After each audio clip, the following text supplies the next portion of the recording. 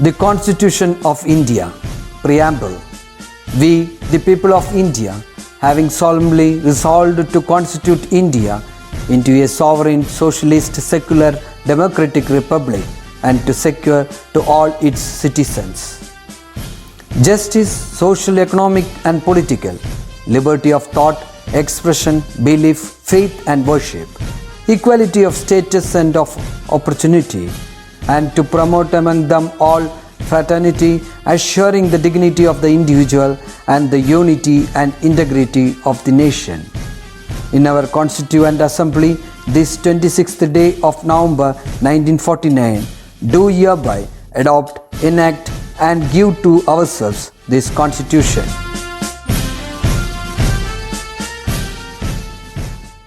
Hello children, hope you are healthy and happy. It is strange that sword and words have the same letters. Even more strange is that they have the same effect if not handled properly. So, corrective feedback can make or break relationship. By saying this, I move on to the next session by doing the recap.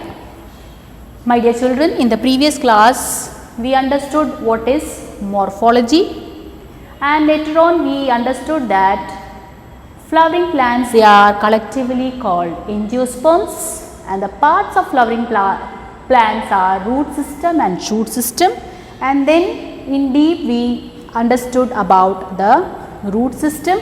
It is said that it is a non-green part and positively geotropic, and the first root which arises from the radicle of the embryo is called the primary root. Later on we understood that there are three types of root system: taproot system, fibrous root system and adventitious root system. Taproot system, here we can say that the primary root and its branches constitute the taproot system. The main root is called taproot or primary root.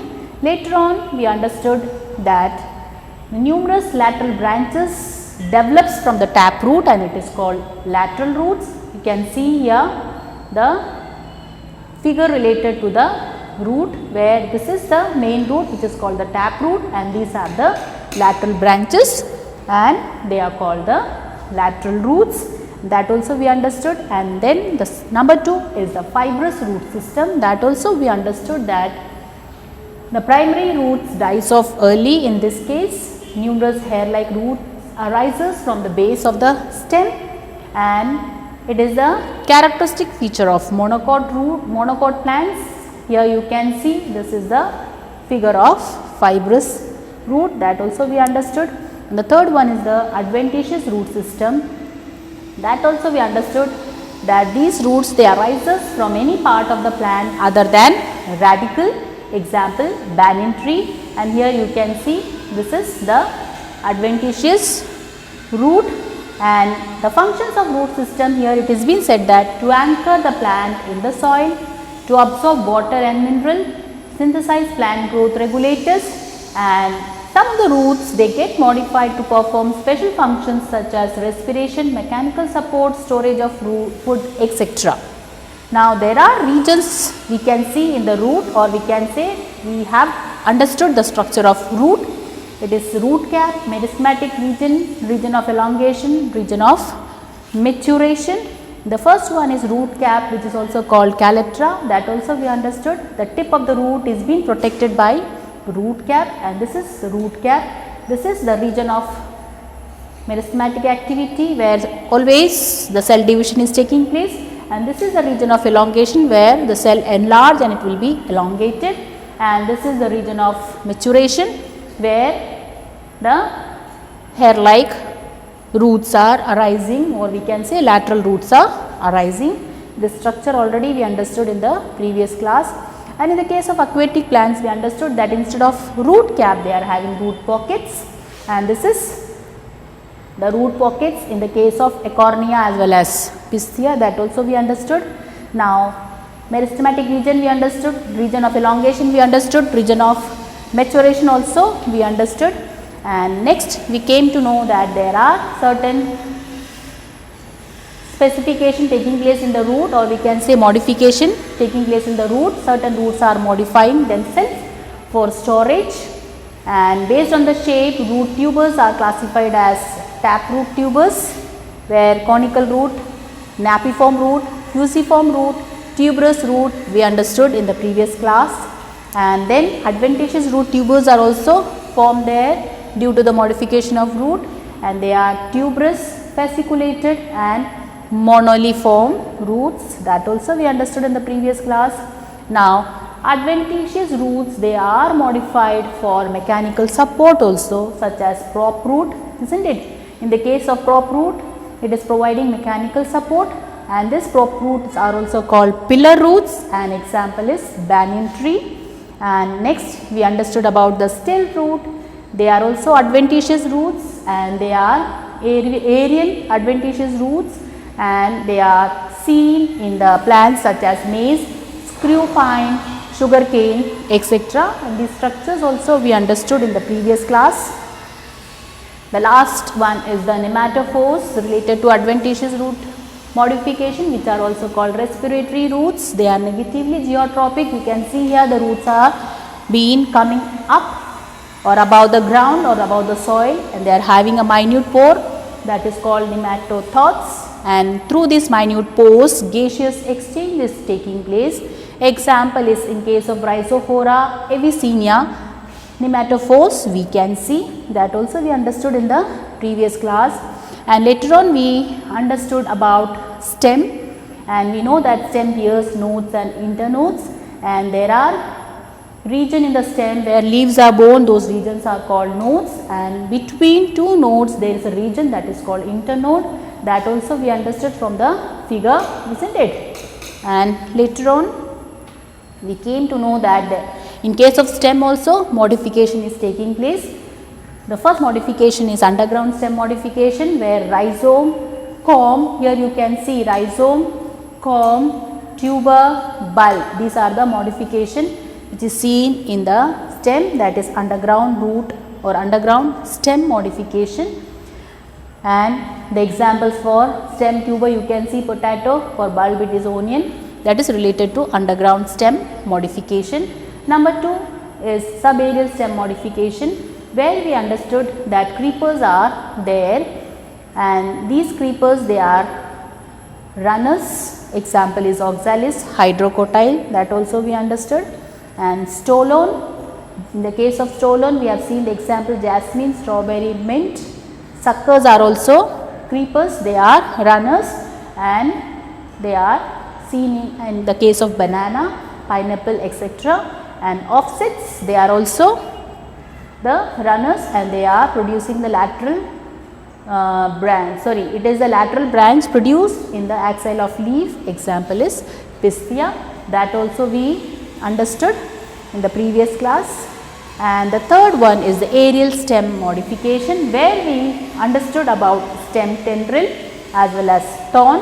In the case of tendril, we came to know that they are slender, thin, wiry, spirally coiled structures, and thorns we understood that they are hard, straight, pointed structures, and these are the examples that also we came to know. And the next one is phylloclade. We understood in the previous class that it is green, flattened or fleshy cylindrical structure, and it performs a function of photosynthesis, and phylloclades are seen in Opuntia, Euphorbia, isn't it? Opuntia. And cladode is also another type of modification, where it is a type of phylloclade and it is having one or two internode. Example is asparagus ruscus. Here you can understood related to the one or two internodes are present there.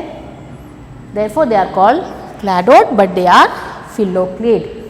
So, now the figure also we understood in the previous class related to the aerial stem modification, isn't it? This is phylloclade, this is thorn, this is stem tendril, bulbil, cladode. My dear children, in the previous class this much we have learned and understood. Now in this session we are going to learn and understand about the leaf. Leaf is a flattened outgrowth on the stem and it performs a function such as transpiration, photosynthesis and respiration. The parts of leaves, it is been said that number 1, it is having leaf base which is also called hypopodium. It is the basal part of the stem that connects it with the stem. The basal part of the stem that connects it with the stem is called leaf base, and we can see small lateral outgrowths are developed on either side of the leaf base. On the leaf base we can see a greenish color outgrowth will be seen on either part of the leaf base, and in the case of monocot plants we can see leaf expands into a sheath called sheathing leaf base, and this sheathing leaf base will cover the stem. So, in the case of monocot we can see sheathing leaf base. Okay, my dear children, now in some leguminous plant we can see the leaf base becomes swollen and it is called pulvinous. In the leguminous plant means in the pulse producing plants we can see the leaf base is swollen and it is called pulvinous, that is related to leaf base. Number 2 part, that is the second part of leaf, is petiole, which is also called mesopodium, and it is the stalk of the leaf, and the leaf having petiole. If a leaf is having a petiole, it is called petiolate, and if a leaf is not having a petiole, or we can say it is without a petiole, it is called sessile. Now, that is related to petiole, and the third part of the leaf is lamina or leaf blade. It is called epipodium, and this lamina or leaf blade, it is the green expanded part of the leaf. It bears veins and veinlets, and the veins, they are providing rigidity to the leaf base. So, that is related to the parts of leaf. I think you would have understood about it. You can see here the figure related to the leaf. Before that we can see veins also act as a channels to transport water, mineral and food materials. So, the function of vein is not only providing the rigidity to the leaf base, but also it acts as a channel to transport water, mineral and food materials to different part of the plant. Here you can see this is the structure of a leaf, where you can see this two part, isn't it? They are the stipules, and this one is called the petiole, and this is the leaf base, and this one, this is the leaf blade, isn't it? Which constitute the vein, midrib, margin, apex.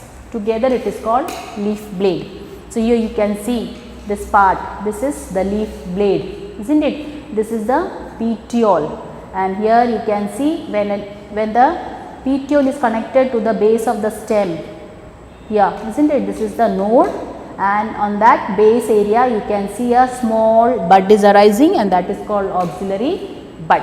Now, in the case of monocot, here you can see this is a monocot leaf where you can see a sheathing leaf base, that is a sheathing leaf base which is covering the stem. This is the stem, and here you can see it is been covering till here, and from there the leaf blade is originating. So, in the case of monocot we can see a sheath which is covering a stem, that is related to the leaf of monocot and dicot plant. I think you would have understood about the structure of leaf. Now, related to the leaf itself, we are going to learn about another term, next term, that is called venation, which is very, very important. What is venation? It is the mode of arrangement of the veins and veinlets in the lamina.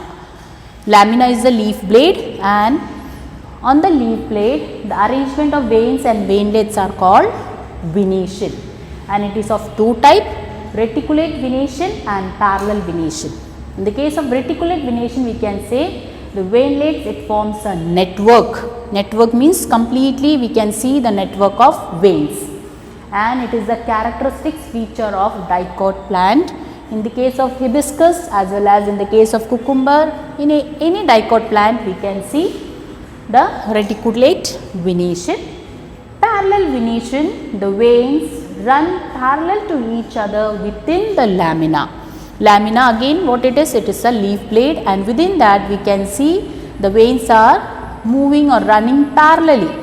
They are not forming any network, that is parallel venation, isn't it? And the next, it is the characteristic feature of monocot plants, example banana, grass, etc.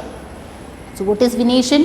Venation is a mode of arrangement of veins as well as veinlets on the lamina, and it is of two type, reticulate venation as well as parallel venation. This is the example of reticulate venation. You can see here these are the veins. This is the midrib, and the veins are again crossed by veinlets, isn't it? You can see here veinlets. So, this is a network of veins and veinlets. It is the example of dicot plant, and in this case you can see which is called parallel venation. It is the veins and veinlets are moving parallelly, isn't it? Here you can see it is a parallel. No crossing is taking place, no network is taking place here. So, this is called parallel venation, and this is the example of grass, banana. In coconut plant also we can see parallel venation. I think you would have understood about venation, my dear children. It is very, very important. Now, we are going to understand about types of leaves. Leaves are of two types, simple leaf and compound leaf.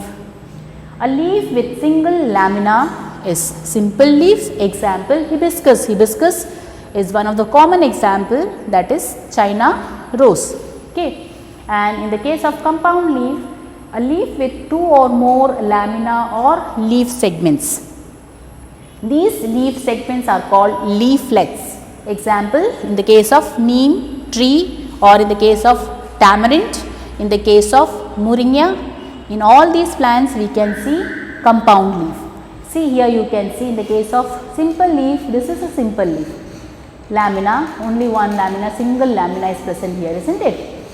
And in the case of compound leaf you can see here in a petiole itself we can see two or more lamina, isn't it? Two or more leaf segments we can see, and this part which is called here is called rachis. It is called rachis. This is called rachis.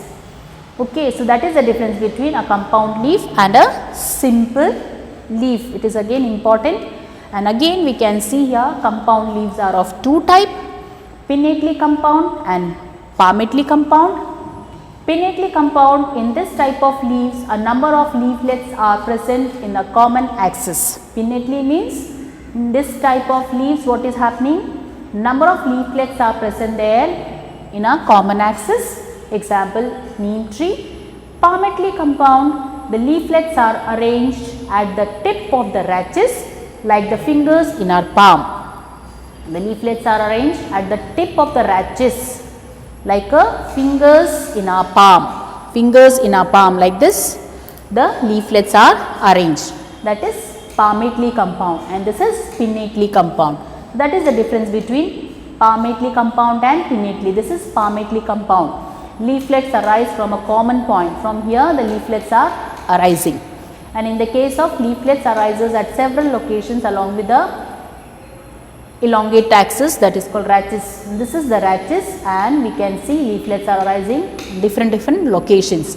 That is the difference between pinnately compound and palmately compound leaf. Again it is important. One of the example, papaya, you can see a papaya plant, there you can see the palmately compound leaf, isn't it? So, that is related to simple leaf and compound leaf. Next is phyllotaxy. It is a pattern of arrangement of the leaves on the stem.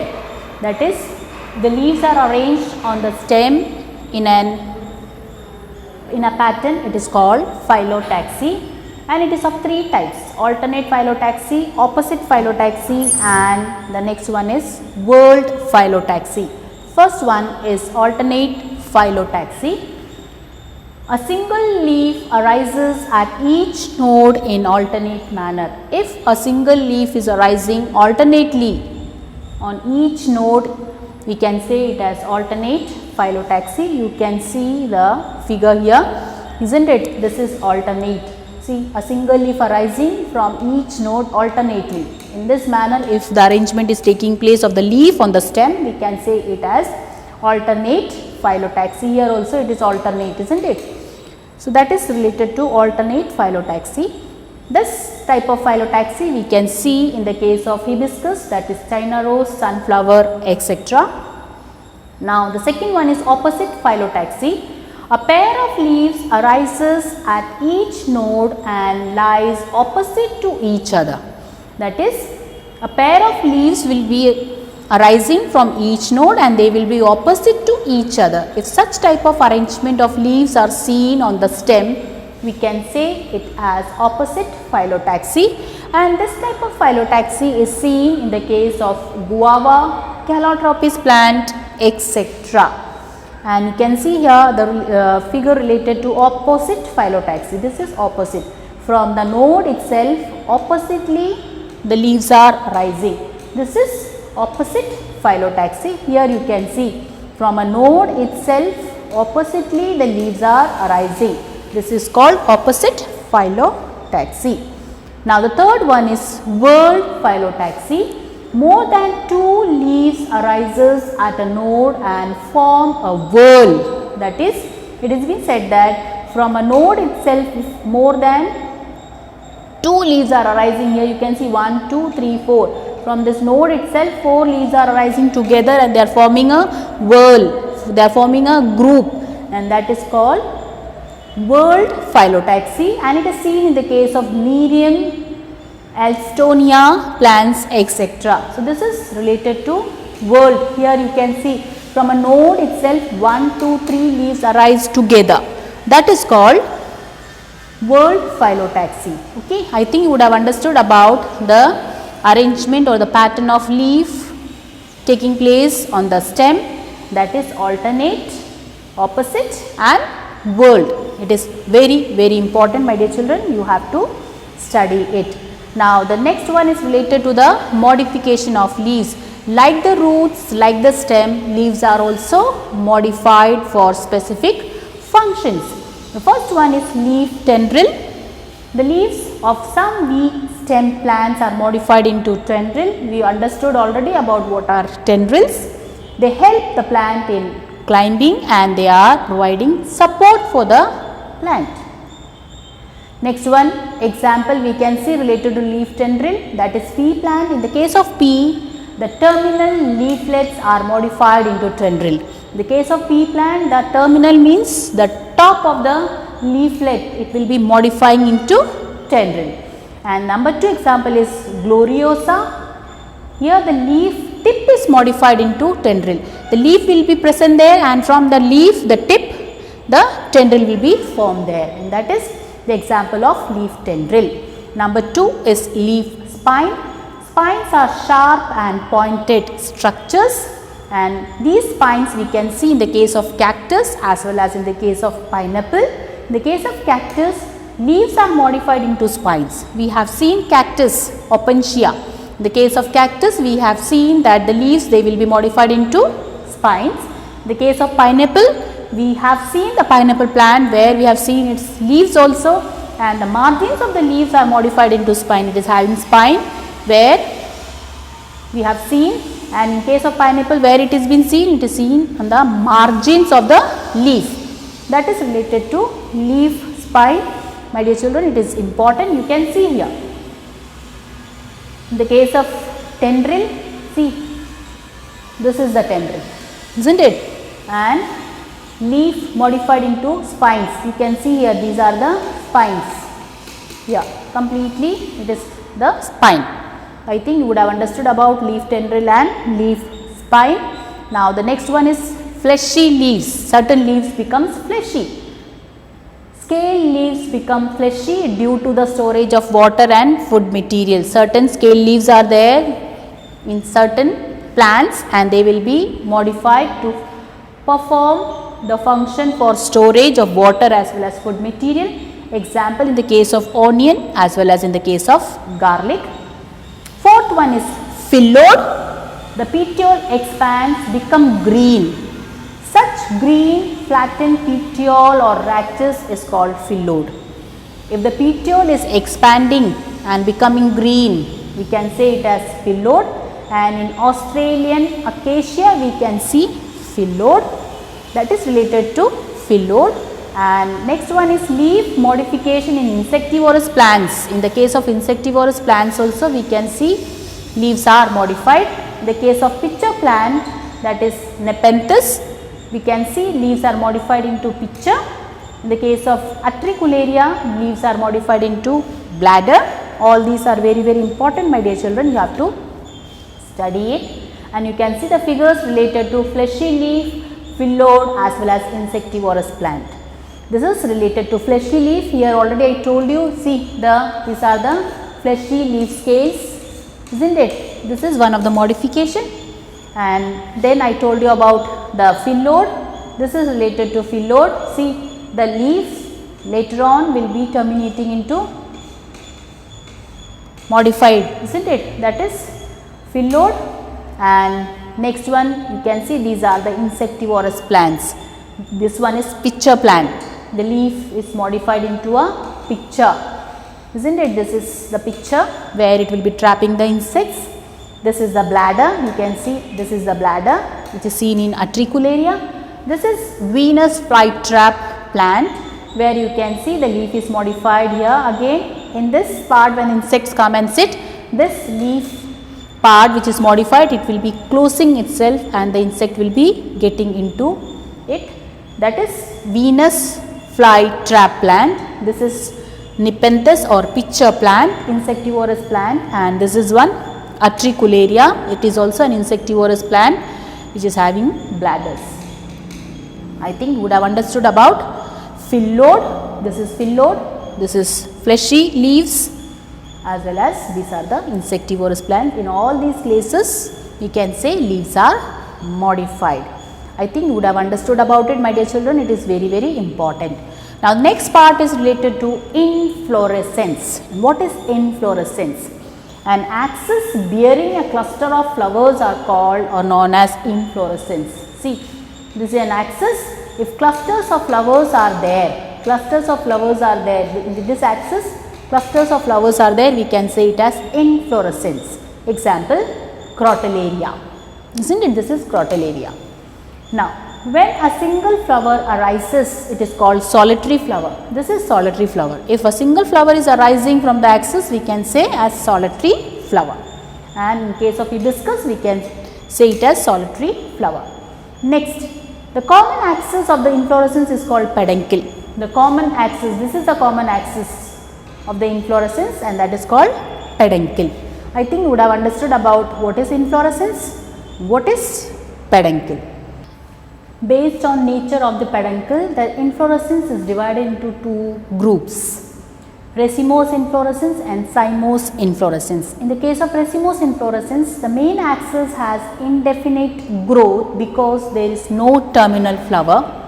In the case of cymose inflorescence, the growth of the main axis is definite because the growing point of the peduncle is used up in the formation of a flower. So that is the first difference between racemose and cymose inflorescence. You can see the figure here.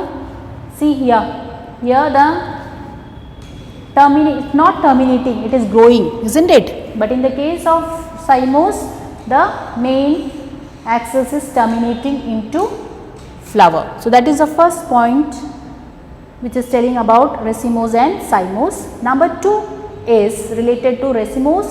The flowers are borne laterally in the acropetal succession. That is, oldest flowers are borne at the base and the younger ones are borne near the tip. In the case of cymose inflorescence, the flowers are borne in a basipetal succession. That is, the oldest flower is borne at the top and the younger ones are at the lateral. So here in the case of racemose, the oldest are borne at the base and the younger one are borne at the tip. And in the case of cymose, the oldest are borne at the terminal end and the younger one at the base. So that is how it is called acropetal succession, and this one is called basipetal succession. I think you would have understood the second point also. And the third one is The order of opening of flowers is centripetal in the case of racemose inflorescence. The order of opening of flowers is centripetal. In the case of cymose, the order of opening of the flowers is basipetal. So, that is the difference between racemose and cymose. This is very, very important, my dear children.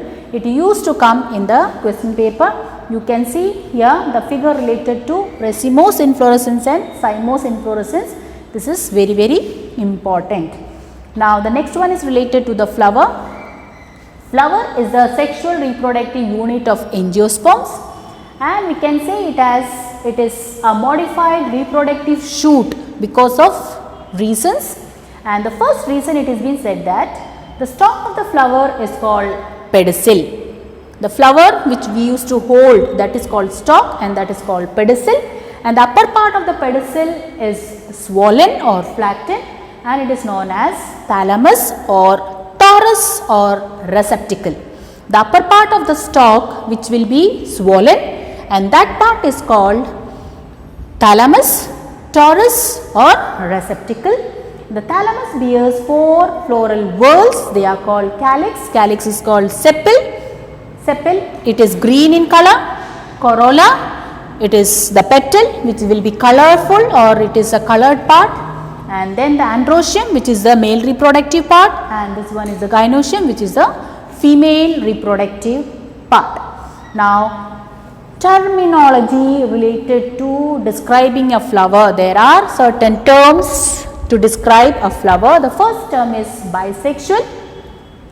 From the name we can say a flower with both androecium and gynoecium. In the case of certain plants, they will be having flowers. For example, in the case of hibiscus or China rose, we can see male and female part both are present there in that flower. So, such type of flowers are called bisexual. In the case of unisexual, a flower with either androecium or gynoecium. That means uni means single, isn't it? Sexual means sex. If a flower is having only one sex, it may be male sex or female sex part, it is called unisexual. For example, papaya plant or in a coconut plant, we can see the flowers, they will be, sometimes the plant will be male flower or the plant will be having a female flower. Okay. So, such flowers are called unisexual flowers. Now, the third one is actinomorphic. A flower that can be divided into 2 equal halves in any radial plane passing through the center. Example, in the case of flower of mustard as well as in the case of flower of chilli.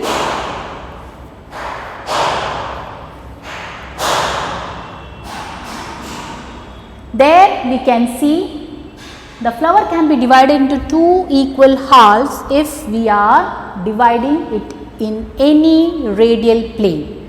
Next one is zygomorphic, a flower that can be divided into 2 equal halves only in one vertical plane. In the case of zygomorphic, a flower can be divided into 2 equal halves but only in one vertical plane. That is called zygomorphic. In the case of bean flower, gulmohar flower, zygomorphic type of arrangement we can see in the case of flower.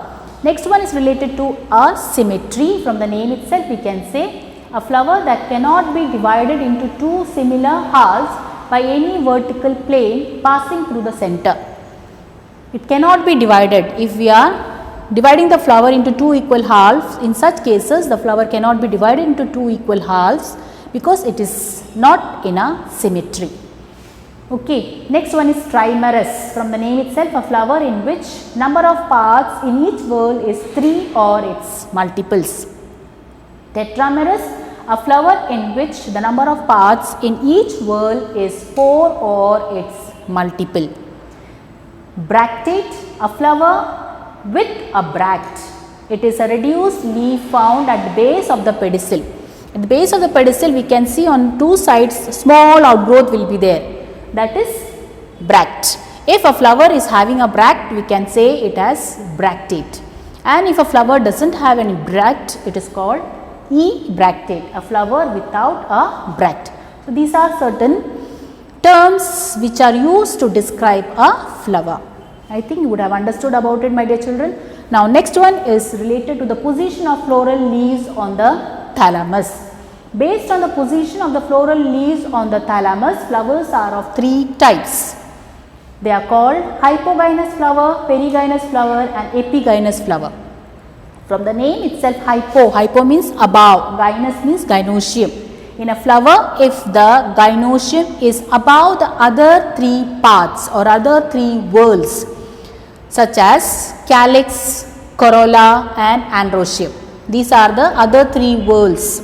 If these three whorls are below and gynoecium is above them, it is called hypogynous.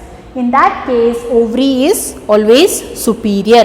Example, brinjal, China rose. In these cases, the flowers we can say as hypogynous.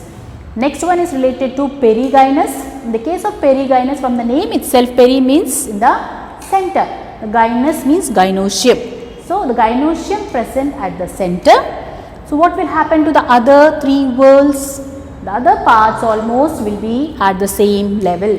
So, in this case what will happen? Ovary will be half inferior and half superior. Example, pearl and rose.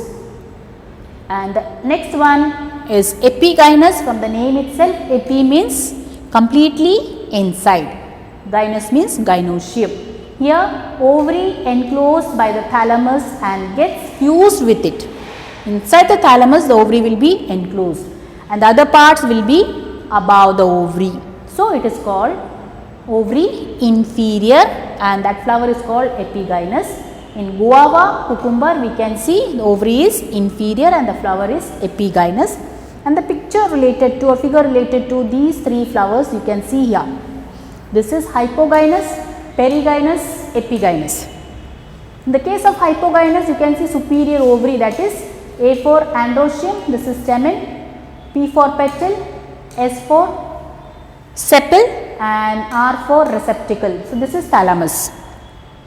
And with the thalamus, androecium, petal and sepal or androecium, corolla and calyx, these three are arranged there, but these three are below the ovary. Ovary is above. So, it is called hypogynous and ovary is superior here. In this case, the ovary is half inferior. You can see here thalamus is here till here.